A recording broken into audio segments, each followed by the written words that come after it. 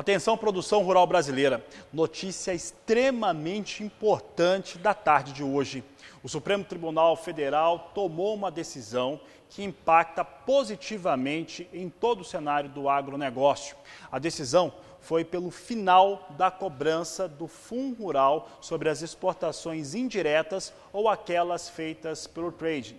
O STF decidiu que essa cobrança não pode ser feita por tirar, de certo modo, a igualdade entre pequenos, médios e grandes produtores rurais.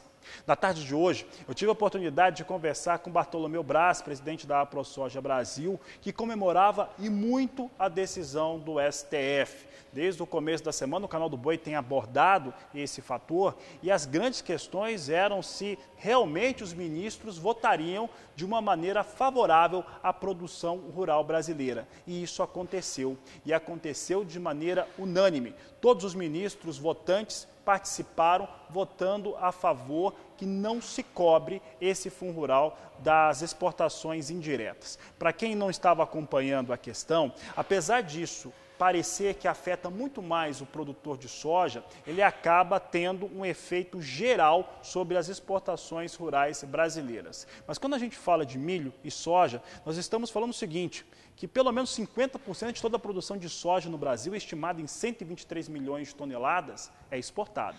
Quando você fala de milho, são 100 milhões e 400 mil toneladas produzidas no país, 25% delas exportada. E esse impacto seria muito ruim para todas as cadeias produtivas, uma vez que o pequeno e o médio produtor seriam tributados, o que não acontece com os grandes produtores que fazem isso, só que de maneira direta. Um outro elemento que foi destacado pelo ministro Alexandre de Moraes foi o fator de que essa situação de não cobrar dos pequenos e médios produtores é a única maneira de se garantir igualdade de trabalho e também de atividades para os produtores rurais que têm propriedades de menor porte. Então, de certo modo, um dia bastante vitorioso hoje para a produção rural brasileira.